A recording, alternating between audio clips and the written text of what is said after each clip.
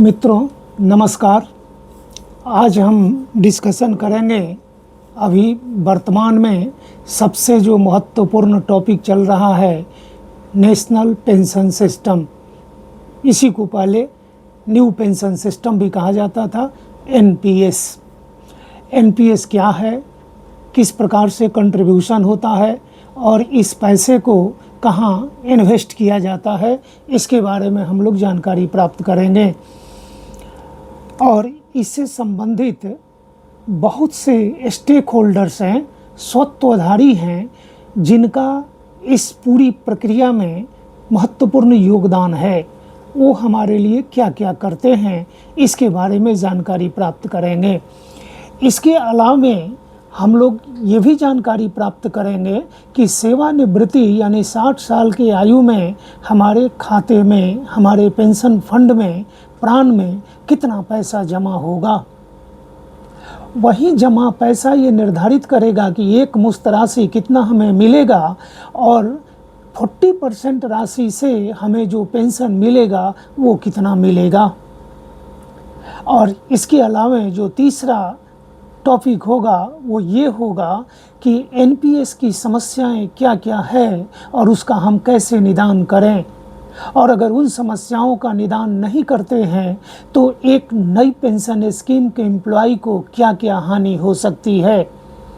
उस हानि से बचने के लिए, उस हानि की भरपाई के लिए हम क्या करें, यही 2-3 वीडियो में हम आपसे डिस्कशन करेंगे। चूँकि वीडियो हम छोटा रखना चाहते हैं तो आइए हम लोग डिस्कशन करते हैं। पुरानी पेंशन स्कीम एक निश्चित पेंशन प्रणाली थी। बिना एम्प्लॉय कंट्रीब्यूशन के रिटायरमेंट के दूसरे दिन से, दूसरे महीने से एक निश्चित दर से पेंशन प्राप्त होता था सरकारी कर्मियों को। सरकारी कर्मियों की आयु, लॉन्गेविटी जीवन की बढ़ रही है। दूसरा, विभिन्न वेतन आयोग की सिफारिशों के कारण वेतन के साथ साथ पेंशन की राशि में भी उससे काफ़ी वृद्धि हुई है। तो एक तरफ ज़्यादा पैसा खर्च करके और राज्य सरकार के या सरकारी सेवकों को पेंशन दिया जा रहा है, और दूसरे तरफ एक बहुत बड़ी आबादी है वृद्ध लोगों की जिनको कोई भी सामाजिक सुरक्षा नहीं है। तो सरकार ने इन्हीं चीज़ों को ध्यान में रख करके पुरानी पेंशन स्कीम को रिप्लेस किया और भारत सरकार ने 1/1/2004 से सेंट्रल गवर्नमेंट के एम्प्लॉय के लिए एनपीएस लागू किया। और उसी के बाद बाकी अन्य राज्य सरकारों ने अपनी अपनी प्रावधान के अनुसार, सुविधा के अनुसार, स्वीकृति के अनुसार अलग अलग डेट से इसे लागू किया। बिहार सरकार ने इसे 1 नवंबर 2005 के तिथि से लागू किया। यानी जो भी सरकारी सेवक 1/9/2005 और इसके बाद राज्य सरकार की सेवा में आ रहे हैं वो पुरानी पेंशन स्कीम से आच्छादित नहीं होंगे, अपितु नई पेंशन प्रणाली से आच्छादित होंगे। यही एनपीएस का एप्लीकेबिलिटी है कि किस पर ये लागू होगा। उन सभी कार्यालयों पर ये लागू होगा, चाहे वो सरकार के ऑटोनोमस बॉडी हो या अन्य किसी प्रकार की सहायता प्राप्त संस्था है सरकार की। अगर वहाँ पुरानी पेंशन स्कीम के जैसा कोई पेंशन लागू है तो वहाँ पर अब एनपीएस लागू होगा। लेकिन अगर किसी कार्यालय में, किसी बोर्ड, निगम, कॉरपोरेशन में अगर ईपीएफ लागू है तो, या कोई पेंशन स्कीम लागू नहीं है तो वैसी स्थिति में वहाँ पर एनपीएस लागू नहीं होगा। यानी एनपीएस ओल्ड पेंशन सिस्टम का एक कंप्लीट रिप्लेसमेंट है 1/9/2005 और उसके बाद नियुक्त सरकारी कर्मियों के लिए। अब इसके बाद आता है कि एनपीएस का जो स्कीम है वो क्या है। एनपीएस स्कीम को हम कंट्रीब्यूटरी पेंशन फंड स्कीम भी कहते हैं। यानी हर सरकारी सेवक का एक पेंशन फंड निर्माण किया जाएगा जिसे हम प्राण से पहचानेंगे। परमानेंट रिटायरमेंट अकाउंट नंबर से। ये 12 अंकों का मिलने वाला ये कोड है जो NSDL-CRA, अब इसका नाम प्रोटीन ई गवर्नेंस हुआ है, इनके द्वारा ये प्राण एक नंबर है जो हमें अलॉट किया जाता है। और इसी में पूरे सेवा काल में कंट्रीब्यूशन की राशि पर मिलने वाला ग्रोथ, एप्रिसिएशन इन इन्वेस्टमेंट सभी परिलक्षित होता है, सभी इसमें दिखता है। At any point of time हमारे पेंशन फंड में कितना रुपया जमा है, कितना यूनिट है, एक यूनिट का प्राइस क्या है, number of unit into price का, एक यूनिट का प्राइस जिसे नेव के नाम से जानते हैं, net asset value of 1 unit, ये मल्टीप्लाई करने पर जो राशि आएगी वही हमारे पेंशन फंड की एक राशि होगी। ये कभी भी आप सरकारी सेवक NSDL-CRA के साइट से डाउनलोड कर सकते हैं, ट्रांजैक्शन स्टेटमेंट के रूप में ये दिखता है। तो ये एक कंट्रीब्यूटरी पेंशन स्कीम है। कंट्रीब्यूशन कितना, तो सरकार ने ये निर्धारित किया कि हर एक सरकारी सेवक के पेंशन फंड में 2 स्रोत से पैसा जाएगा। एक, एम्प्लॉई का कंट्रीब्यूशन, यानी एम्प्लॉई को प्रत्येक महीना प्राप्त होने वाले बेसिक पे प्लस DA का 10% डिडक्शन होगा। और साइमल्टेनियसली प्रारंभ में सरकार के द्वारा भी 10% ही कंट्रीब्यूशन किया जाता था, लेकिन जुलाई 2019 से बिहार सरकार ने और अप्रैल 2019 से भारत सरकार ने अपने कर्मियों के लिए 10% एम्प्लॉयर कंट्रीब्यूशन को बढ़ा करके 14% कर दिया गया। यानी आज के डेट में एम्प्लॉई का पे प्लस DA का 10% और गवर्नमेंट का कंट्रीब्यूशन पे प्लस DA का 14%, टोटल 24% कंट्रीब्यूशन पेंशन फंड में किया जा रहा है। प्रत्येक महीना ये कंट्रीब्यूशन सरकार करती है और हर महीना अपने पेंशन के दायित्वों से मुक्त होते चलती है। यानी रिटायरमेंट के बाद अब सरकार को कोई पेंशन देने की ज़रूरत नहीं है। ये जो पेंशन फंड बन रहा है इसी से एक मुश्त राशि और इसी से एक भाग से पेंशन प्लान परचेज किया जाएगा। अब यहाँ पर एक आता है कि ये पेंशन प्लान में 2 टियर है, 2 प्रकार के ये पेंशन प्लान बनाए गए हैं। एक टियर 1 है। टियर 1 जो कंट्रीब्यूटरी पेंशन फंड स्कीम है जो मैंडेटरी है हर एम्प्लॉई के लिए। तो हर एक एम्प्लॉई को NPS के अंतर्गत टियर 1 में कंट्रीब्यूशन करना है, गवर्नमेंट भी इसमें कंट्रीब्यूशन करेगी। लेकिन सरकार ने एक दूसरा प्रावधान किया कि अगर टियर 1 का एम्प्लॉई चाहता है कि कुछ और पैसा हम NPS में जमा करें तो वो ऐसा कर सकते हैं।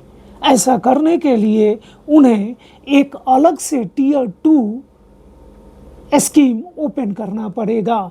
उसमें गवर्नमेंट का कोई कंट्रीब्यूशन नहीं होता है। भारत सरकार ने इसे लागू किया है, कुछ राज्य सरकारों ने लागू किया है, लेकिन बिहार सरकार के द्वारा टियर 2 लागू नहीं किया गया है।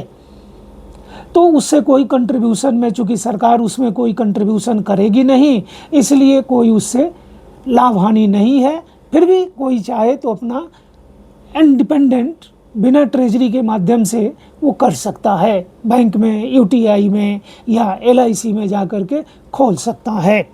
तो ये टियर 1 और टियर 2 है। याद रखें, टियर 2 मैंडेटरी नहीं है, टियर 1 मैंडेटरी है। हर हाल में उसमें खाता एक हमें रखना ही होगा जो पेंशन फंड का खाता है। अब ये टियर 1 में शामिल कैसे होंगे?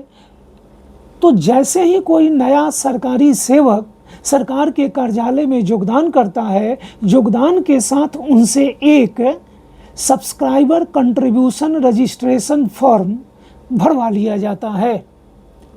फॉर्म S1 भी इसको कहा जाता है। ये भर करके फिजिकल मोड में भी देना पड़ता है DDO ऑफिस को। और ऑनलाइन भी, ऑनलाइन प्राण जनरेशन मॉड्यूल में जाकर के भी हम चाहें तो प्राण जनरेट ये ऑनलाइन एप्लीकेशन दे सकते हैं, लेकिन मैनुअल कॉपी जरूर देना होगा, क्योंकि NSDL ने मैंडेटरी किया है कि for the purpose of record maintenance hard copy जरूरी है। तो ये हम DDO को अपने देंगे, जिस कार्यालय में हम ज्वाइन कर रहे हैं वहाँ से जो निकासी बयान पदाधिकारी होंगे उनके पास जाएगा, उनके द्वारा ऑनलाइन फॉर्म को अप्रूव करके ट्रेजरी भेज दिया जाएगा, और ट्रेजरी उस फॉर्म को अप्रूव करके अपना दस्तखत करके अपना कोड और CRA का नंबर दे करके उसे NSDL CRA/प्रोटीन ई-गवर्नेंस कंपनी को ऑनलाइन सबमिट कर देंगे। ऑनलाइन सबमिट करने के बाद अगर फॉर्म सभी दृष्टि से सही भरा हुआ है तो 5 दिन के अंदर ये प्राण जनरेशन होके आ जाता है। लेकिन ऐसा देखा जा रहा है कि इस नए सरकारी सेवकों का प्राण जनरेशन करने में विलम्ब हो जा रहा है। HRMS में एंट्री कराना है और प्राण का जनरेशन कराना है, दोनों एक दूसरे पर निर्भर है। इसलिए वो हर उपाय DDO कार्यालय को और नए पेंशन के सब्सक्राइबर को, एम्प्लॉय को भी ये प्रयास करना चाहिए कि उनका प्राण जल्दी खुल जाए, क्योंकि जितना देर से आप प्राण ओपन करेंगे उतने ही देर से आपका फंड ट्रांसफ़र मार्केट में होगा, इन्वेस्टमेंट में डिले होगा, और every delay in investment dividend को कम करता है। इसका प्रभाव कास्केटिंग इफेक्ट के साथ आपको रिटायरमेंट के समय महसूस होगा। एक बड़ी समस्या है, इस पर अलग से हम लोग एक दिन चर्चा करेंगे। Delay fund transfer from the treasury और delay salary bill preparation by the DDO और unnecessary salary stoppage by the controlling officer. इसका खामियाना, इसका परेशानी इसकी क्या होगी नई पेंशन स्कीम के एम्प्लॉय को, इस पर हम लोग डिस्कशन करेंगे। अब ये आता है कि उस पूरे पेंशन प्रणाली को ऑपरेट कौन करता है, तो एक व्यक्ति नहीं करता है, ये बंडल ऑफ स्टेक होल्डर्स हैं, काम करने वाले लोग हैं जिन्हें अलग अलग जिम्मेवारी दी गई है। सब लोग कोऑर्डिनेटेड एफर्ट में ये काम करते हैं। तो वो कौन कौन से लोग हैं? पहला, गवर्नमेंट के नोडल एजेंसी। गवर्नमेंट के नोडल एजेंसी में सबसे पहला नंबर आता है DDO का, ड्राइंग एंड डिस्बर्सिंग ऑफिसर। चूँकि ये सैलरी बिल बनाते हैं, पैसा का निकासी करके वितरण करते हैं, तो पहला दायित्व उनका है कि हर वेतन बिल से बेसिक पे प्लस DA का 10% जरूर काटें। अगर पे का एरियर केवल या DA का एरियर केवल मिल रहा है तब भी ये 10% का कंट्रीब्यूशन होगा। ऐसा नहीं है कि पे DA दोनों मिलेगा तभी कंट्रीब्यूशन कटेगा, नहीं। दूसरा है कि पे बिल बना करके ये ट्रेजरी भेजते हैं, ट्रेजरी उसको समय से पास करेंगे तो गवर्नमेंट का एम्प्लॉय का कंट्रीब्यूशन आ गया ट्रेजरी में, और गवर्नमेंट का कंट्रीब्यूशन भी ट्रेजरी में आ जाता है 14%, और दोनों ये एक अलग अकाउंट में जा करके हमारे प्राण पर, इच एम्प्लॉय के प्राण पर पार्क हो जाता है। ये कुछ दिन के लिए पार्क होता है, 2-4-10 दिन के लिए पार्क होता है, क्योंकि अगले महीना अकाउंट्स जैसे तैयार हो जाता है ट्रेजरी का, ये पैसा इन्वेस्टमेंट के लिए मार्केट में भेज दिया जाता है, बाज़ार में ये म्यूचुअल फंड में इसका निवेश होता है। इसलिए एक बैंक के माध्यम से इसे ट्रेजरी ऑफिसर की जिम्मेवारी दी गई है कि आप इस पैसे को ट्रांसफ़र कर दीजिए। तो फाइल का ट्रांसफ़र NSDL को कर दिया जाता है और पैसे का transfer axis bank corporate branch Mumbai में कर दिया जाता है, और वहाँ से फिर जो इन्वेस्टर हैं, पेंशन फंड के मैनेजर हैं, जहाँ जहाँ निवेश करना है वो उसको निवेश कर देते हैं। निवेश करने में पैसा चला गया तो उनको निवेश करने में देर नहीं होता है। जो कुछ भी विलम्ब हो रहा है वो या तो DDO के स्तर पर हो रहा है या ट्रेजरी के स्तर पर हो रहा है। ट्रेजरी के स्तर पर CFMS के कारण भी कई बार दोष उत्पन्न हो रहा है। तो ये पहला है ट्रेजरी DDO, दूसरा है ट्रेजरी। इन्हें CFMS ये NPS के भाषा में डिस्ट्रिक्ट ट्रेजरी ऑफिसर DTO कहा जाता है। और तीसरे लेवल पर है जो सुपरवाइजरी रोल प्ले करते हैं, ये DTA district treasury director treasury and accounts.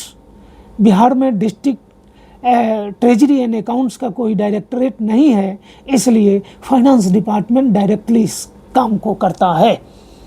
तो या तो डायरेक्टरेट हो तो वो करेंगे, नहीं तो फाइनेंस डिपार्टमेंट का ये रोल है। यहाँ पर विभाग को मुक्त रखा गया है। मेरी ऐसी मान्यता है कि विभाग को इसके साथ रखना चाहिए, वित्त विभाग को इस पर विचार करना चाहिए, रिस्पॉन्सिबिलिटी शिफ्ट करनी चाहिए। जिस तरह से न्यू पेंशन के मामले में समस्याएं आ रही है, निदान नहीं हो रहा है, चूँकि विभाग को, कंट्रोलिंग ऑफिसर को, डिपार्टमेंट के कंट्रोलिंग ऑफिसर को हमने बिल्कुल अलग कर दिया है। इसलिए लोगों को बहुत सी समस्याएं हो रही है, उनको पता नहीं है कि NPS से विड्रॉवल कैसे होगा और बाकी अन्य जितने तरह के हैं आगे हम लोग डिस्कशन करेंगे। इसलिए वित्त विभाग का ये दायित्व होगा कि इसको डिपार्टमेंट को भी अपने नीचे रखे, ताकि कंट्रोलिंग और डिपार्टमेंट के लेवल पर भी मॉनिटरिंग का काम हो। बहुत रिस्की ये स्कीम है, डिले होगा तो पेंशन कम मिलेगा, एक मुश्त राशि कम मिलेगी, मुकदमेबाजी बहुत ज़्यादा होगी। इसलिए सरकार को इस पर अलर्ट होने की ज़रूरत है, अन्यथा भविष्य के लिए एक बहुत बड़ा संकट खड़ा हो सकता है।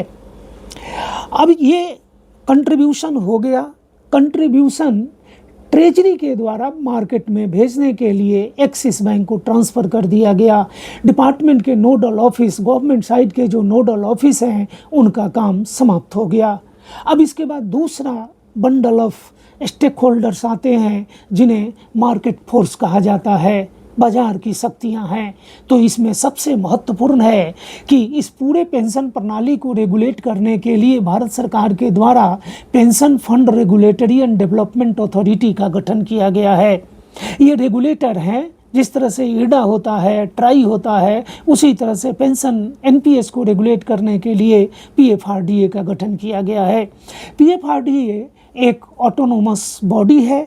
इनके द्वारा NPS से संबंधित सभी प्रकार के प्रोविजंस, रूल्स, रेगुलेशन बनाए जाते हैं और इसके रोज़ रोज़ नए नए डेवलपमेंट इसमें कैसे हो, विकास कैसे हो, इसका वो उपाय सुझाते हैं। यानी ये अल्टीमेट कंट्रोलिंग ऑफिसर हैं जो सभी तरह की व्यवस्था करते हैं। दूसरे होते हैं NPS ट्रस्ट। जैसा कि आप जानते हैं कि इसमें बहुत बड़ी राशि जमा हो रही है। आज के डेट में करीब 2.5-3-4 लाख करोड़ के रुपया जमा है। तो इतनी बड़ी राशि बाजार में जमा है और इसके बेनिफिशियरी एम्प्लॉई हैं, गवर्नमेंट एम्प्लॉई है, तो उनका पैसा सुरक्षित रहे। सुरक्षित पैसा रहे तभी संभव है जब उसका कोई एक स्वामी हो, ऑनर हो। तो who will be the owner of the pension fund actual में? तो ये NPS ट्रस्ट बनाया गया है। 11 सदस्यीय NPS ट्रस्ट है जो हर 3 साल 4 साल के बाद चेंज होते रहता है और ये ट्रस्ट ही इस पेंशन फंड का मालिक है। उन्हीं को ये रिलीज़ करना है, बाकी सब चीज़ करना है। तो वो इन्वेस्टर के, मतलब कि गवर्नमेंट एम्प्लॉई के विश्वास को बनाए रखने के लिए हर वो काम करते हैं जिससे पेंशन फंड में न्यू पेंशन स्कीम के एम्प्लॉई को अधिक से अधिक फ़ायदा हो। तीसरा, इतनी बड़ी स्कीम ये चल रही है तो इसके लिए एक ऑनलाइन रिकॉर्ड मेंटेनेंस का सिस्टम होना चाहिए। इस काम को NSDL को दिया गया है। ऐसे आपको और भी संस्थाएं हैं जो रिकॉर्ड संधारण का काम करती है, लेकिन बिहार सरकार के द्वारा ये काम NSDL को दिया गया है। अधिकांश राज्यों में NSDL, national security depository limited dash central record keeping agency, नाम से स्पष्ट है कि एक ऐसी संस्था है जो न्यू पेंशन के रिकॉर्ड का संधारण करती है। इसके लिए फीस लेती है। फीस का पेमेंट गवर्नमेंट के द्वारा किया जाता है। ये सरकारी सेवकों के पैसे से इसका भुगतान नहीं किया जाता है। सरकारी कर्मियों पर इसका कोई लोड नहीं रहता है, वित्त विभाग के द्वारा किया जाता है। इसके बाद जितनी तरह की सूचना आपको लेनी है, इन्होंने एक बहुत ही वेल डेवलप्ड और विशाल पोर्टल का निर्माण किया है और सारे स्टेक होल्डर इसी पोर्टल से NSDL का जो पोर्टल है उसी से सूचना प्राप्त करते हैं और मॉनिटरिंग का काम भी करते हैं। चाहे वो DDO हो, ट्रेजरी हो या बैंक हो, UTI हो, LIC हो, SBI हो, NPS ट्रस्ट हो, PFRDA हो, सभी लोग करते हैं। इसके अलावा PFRD का भी एक वेबसाइट है और बड़ा ही रिच वेबसाइट है। आप गूगल पर जाइए, PFRDA टाइप कीजिए और उस पोर्टल पर चले जाइए, पढ़िए, उसको समझिएगा और अभी मेरा वीडियो देखिएगा। जब जब कहीं कुछ समझ में ना आए, मैं उसे सिंपल भाषा में आपको समझा रहा हूँ। हर व्यक्ति को इसमें जानकारी अच्छी होनी चाहिए, क्योंकि ये आपके भविष्य का मामला है। Be careful to new pension scheme. अब यहाँ पर आता है कि ये पैसा ट्रांसफ़र हो गया, ट्रेजरी ने एक्सिस बैंक को ट्रांसफ़र कर दिया, एक्सिस बैंक ने पेंशन फंड मैनेजर को ट्रांसफ़र कर दिया गया। यानी पेंशन फंड में जो प्राण में पैसा गया, उसका जो इन्वेस्टमेंट करते हैं, उसको जो मैनेज करते हैं, उनको पेंशन फंड मैनेजर कहा जाता है। सरकार ने नहीं बल्कि PFRD के द्वारा ये प्रावधान किया गया है। करीब करीब 8-10 पेंशन फंड मैनेजर को सेलेक्ट किया गया है, जैसे UTI pension fund, asset management, LIC, SBI, Tata, AIG, Aditya Birla sun life, Axis Bank, आपको कोटक महिंद्रा, ये सब ऐसे स्कीम है, ICICI, HDFC, जो NPS के लिए म्यूचुअल फंड के माध्यम से निवेश करते हैं, म्यूचुअल फंड के माध्यम से निवेश करते हैं। डायरेक्ट शेयर में पैसा नहीं जमा होता है, इसलिए बहुत हानि की संभावना नहीं है। मार्केट फ्लक्चुएट होता है तो थोड़ा बहुत अंतर आता है, लेकिन सुरक्षित निवेश है, इसलिए रिटर्न कम है। ज़्यादा रिटर्न पाना है तो हाई क्षेत्र में जाना होगा।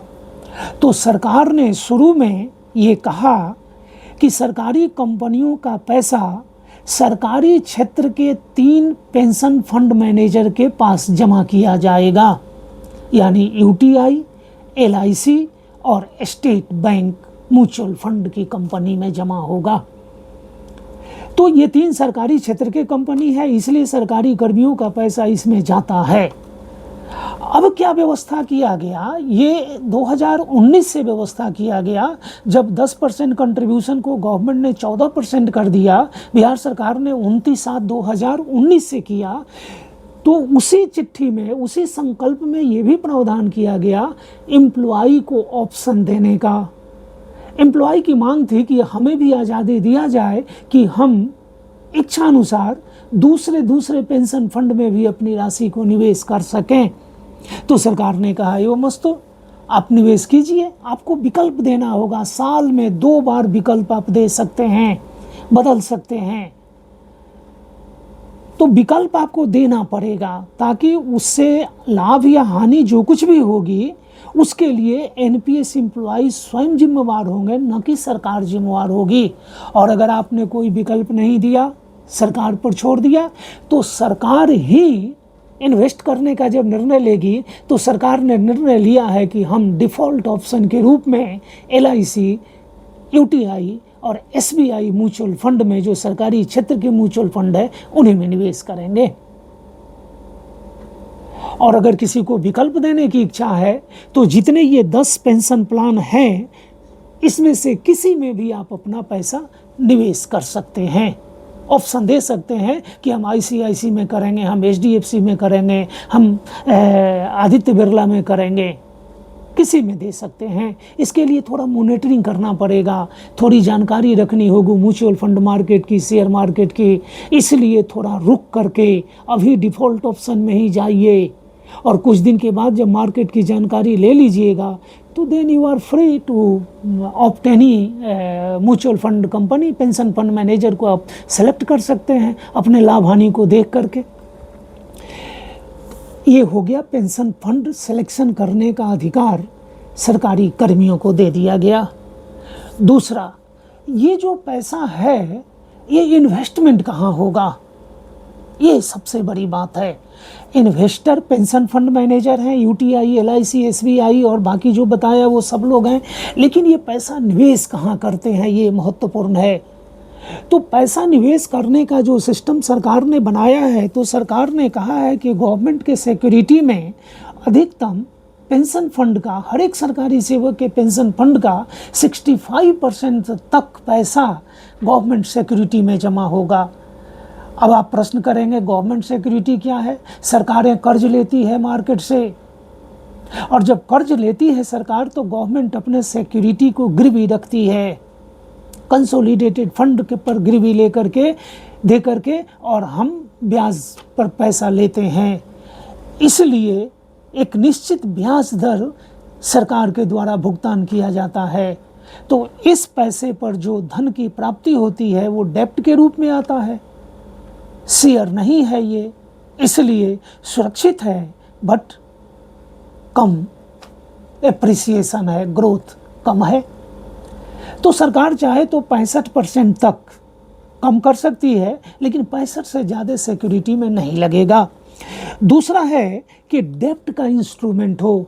बहुत सी कंपनियां हैं जो डेब्ट लेती है तो उनको पैसा सरकार कर्ज के रूप में देती है। एलआईसी कर्ज देता है, यूटीआई भी कर्ज देता है, आपको स्टेट बैंक कर्ज देता है, ये सारे लोग कर्ज देते हैं, तो वहाँ पर निवेश किया जाता है। इसकी अधिकतम सीमा 45% निर्धारित की गई है। और तीसरा है कि शॉर्ट टर्म डेब्ट, 14 दिन के लिए, 91 डेज के लिए, 1 साल से कम के लिए अगर कोई कर्जा देता है तो इस तरह के कर्जे को शॉर्ट टर्म डेब्ट कहते हैं, कम अवधि का कर्ज है, तो ये भी कर्ज देते हैं। इसमें ज़्यादा नहीं, 10% तक पैसा जाएगा, 5% जा सकता है, 8% जा सकता है, या 10%, बट 12%, 11% नहीं जा सकता है।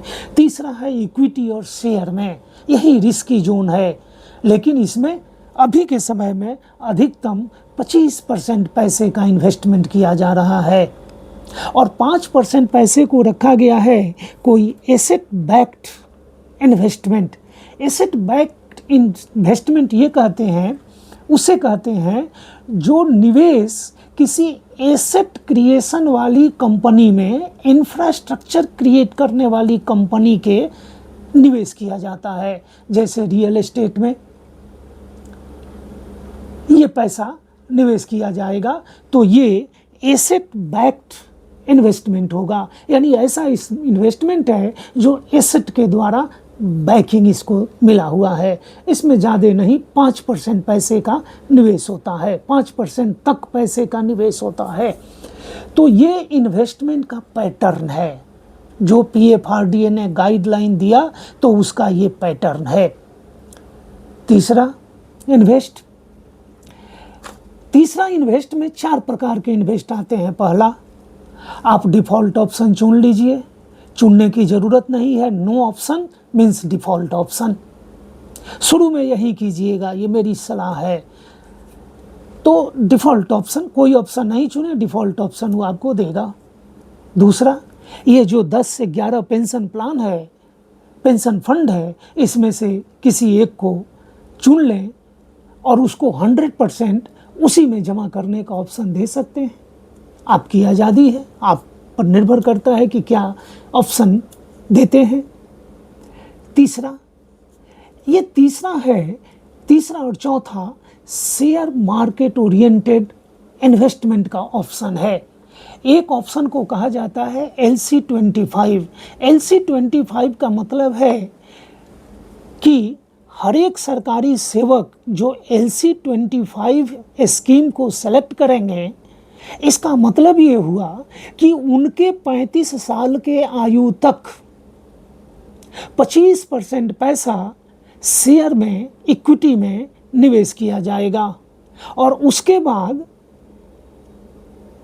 उसमें कमी आते जाएगी, और जब उनकी आयु 55 साल की होगी तो ये कम करके 5% पर आ जाएगा, यानी 35, 40, 45, 50 और फिर उसके बाद 55 आने पर ये घट करके 5 हो जाएगा।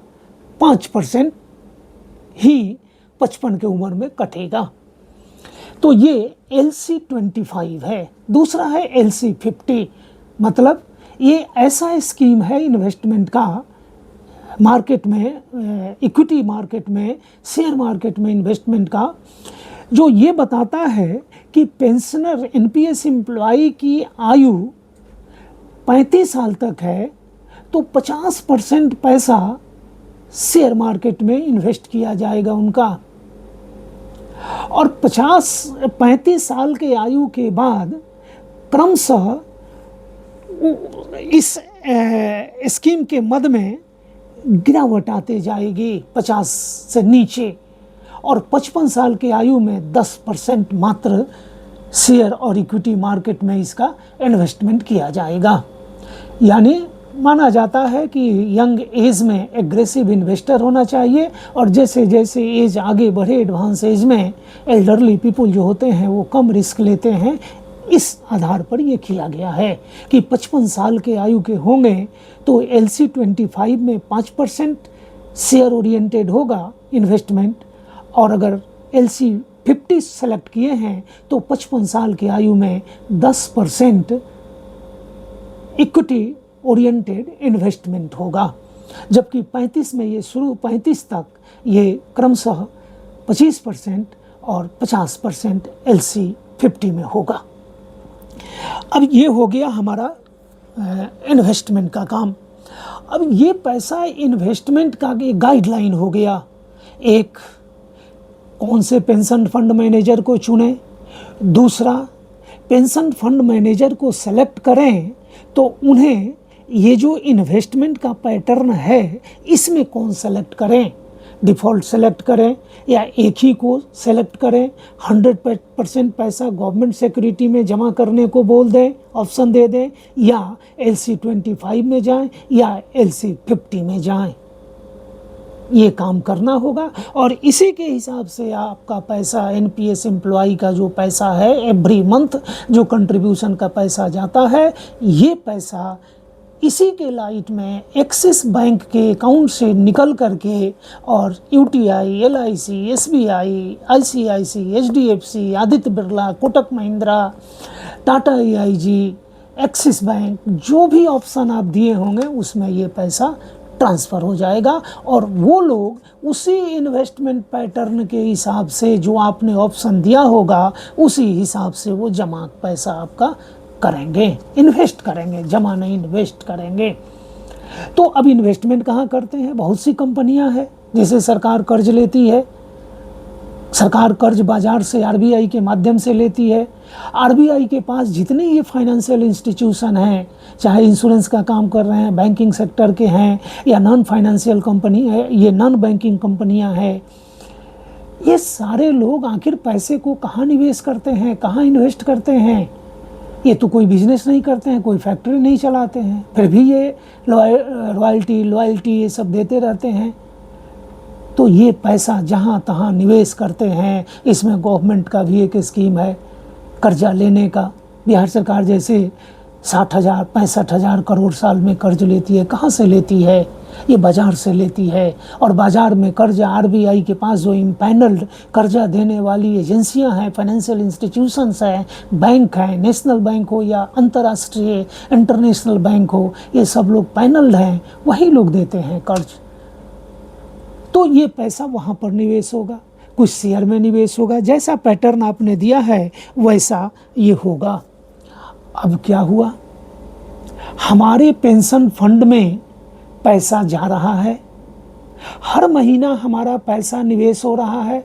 म्यूचुअल फंड में पैसा निवेश करने का तरीका क्या है? म्यूचुअल फंड यूनिट में बटा होता है। जिस दिन पहला दिन ये यूनिट शुरू होता है उस दिन एक यूनिट का दाम 10 रुपया ही होता है, लेकिन जैसे जैसे समय बीतता है डिविडेंड डिक्लेयर होता है, और ये एक यूनिट का प्राइस 10 रुपया से बढ़ के 11, 12, 15, 20, 35, 37, 40 आदि होता है।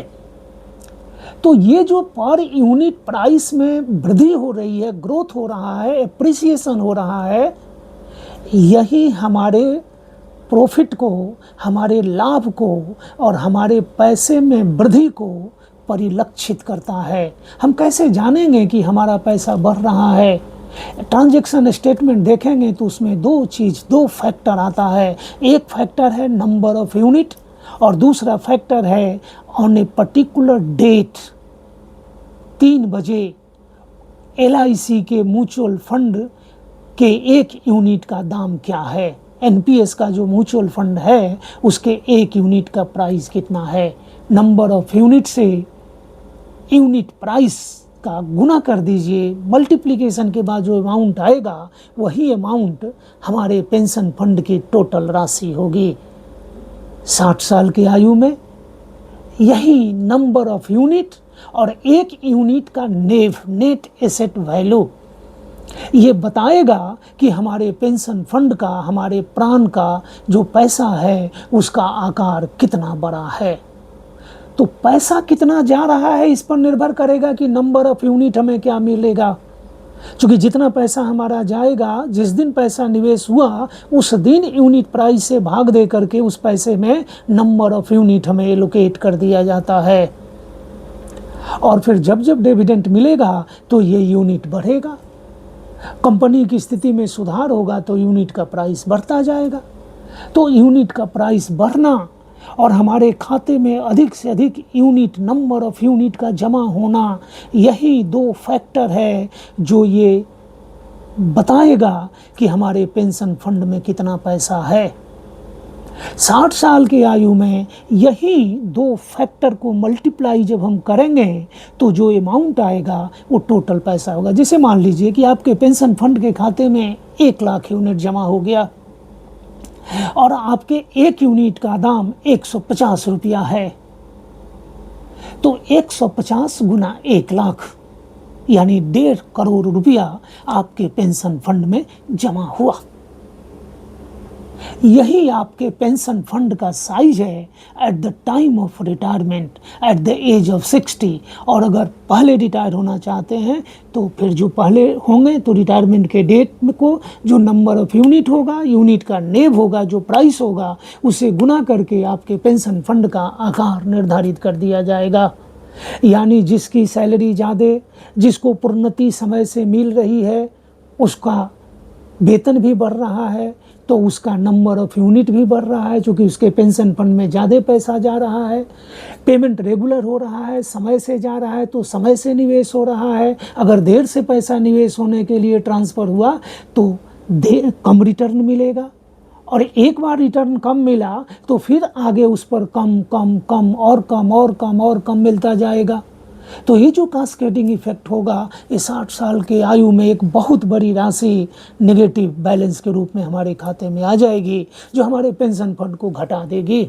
तो ये हमें महत्वपूर्ण ध्यान देना होगा कि हमारा पेंशन फंड की राशि ठीक रहे और कोई ऐसा काम ना हो कि हमारी सैलरी रुके और हमारा प्रोन्नति रुके, हमारा ACP रुके, या हमें कोई ऐसी सज़ा मिले कि हम कई साल तक सस्पेंड हो गए, सस्पेंशन में वेतन नहीं मिलेगा।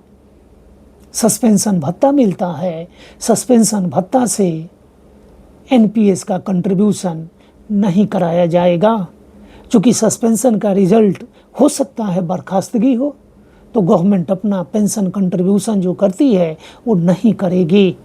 इसलिए सरकार रोक के रखती है, रूल के हिसाब से है, इसलिए आप इस पर कोई दावा नहीं कर सकते हैं। हाँ, अनावश्यक कोई सज़ा आपको मिल गया जिसका कोई आधार नहीं है, या सस्पेंड रहे और अंत में आपको बरी कर दिया गया कि भाई कोई दोष प्रमाणित नहीं हुआ, तो आप कसूरवार नहीं हैं। कसूरवार नहीं है तो ब्याज के साथ फंड ट्रांसफ़र किया जाए, ब्याज के साथ हमारा फंड ट्रांसफ़र किया जाए, क्योंकि हमारा तो निवेश देर से हो रहा है। इस 2 साल के अवधि में जो हमें डिविडेंड मिला है, उस डिविडेंड से तो हम मरहूम हो गए। तो जिसके कारण से ये हुए उसकी ये जवाबदेही बनती है कि आप इसकी भरपाई करें, और ब्याज देने का प्रावधान किया गया है। गवर्नमेंट ऑफ इंडिया ने भी किया है और सभी राज्य सरकारों ने किया है और बिहार सरकार ने भी किया है। ब्याज देना है, ब्याज मांगिए। इसलिए सारे NPS एम्प्लॉय से मेरा पर्सनल अनुरोध है, मैं इसको बढ़िया से समझता हूँ, जानता हूँ, इस पर मेरी पुस्तक भी 2-3 एडिशन निकली है जो काफ़ी बिकी भी, लोगों को काफ़ी आई ओपनर के रूप में काम किया वो किताब। लेकिन फिर भी नए नए लोग आ रहे हैं, उसको ध्यान नहीं दे रहे हैं। लेकिन ये ध्यान दीजिए, रिटायरमेंट के बाद क्या मिलेगा इसी पर निर्भर करेगा। तो आज का वीडियो मैं यहीं समाप्त करता हूँ। अगला withdrawal exit from NPS, NPS से निकासी कैसे करेंगे during the service, eight the time of retirement. क्या हम डेट बढ़ा सकते हैं कि 60 की जगह पर हम 65 साल की आयु में पैसा लें, आदि आदि हम व्यवस्था के बारे में डिस्कशन करेंगे। पेंशन हमें कितना मिलेगा, एक मुश्त राशि कितनी मिलेगी, क्या ये टैक्सेबल होगा, ये सब विषय नेक्स्ट कल शाम को बना करके और फिर वीडियो डालेंगे। वीडियो को लाइक कीजिए, सब्सक्राइब कीजिए, घंटी भी बजा दीजिए ताकि नोटिफिकेशन आपको मिले। बड़ा इम्पोर्टेंट टॉपिक है, आप खुद महसूस करेंगे। इसके अलावा एनपीएस एम्प्लॉई को और क्या क्या पोस्ट रिटायरल बेनिफिट मिलता है, जो सरकार की सेवा में योगदान करने के इंतज़ार में बैठे हैं उनके लिए भी ज़रूरी है, और जो कर चुके हैं उनके लिए भी ज़रूरी है। मैं जानता हूं कि बहुत सी भ्रांतियां इसमें है, लोगों को समझ की स्पष्टता नहीं है। इसलिए कृपा करके अनुरोध है कि मेरे इस वीडियो को महत्व से सुने। चूँकि 1000-2000 लोग व्यू करते हैं, लेकिन सब्सक्राइबर के रूप में बहुत कम लोग ऑप्शन देते हैं। ये हतोत्साहित करता है। बहुत बहुत धन्यवाद आप सभी को। नमस्कार।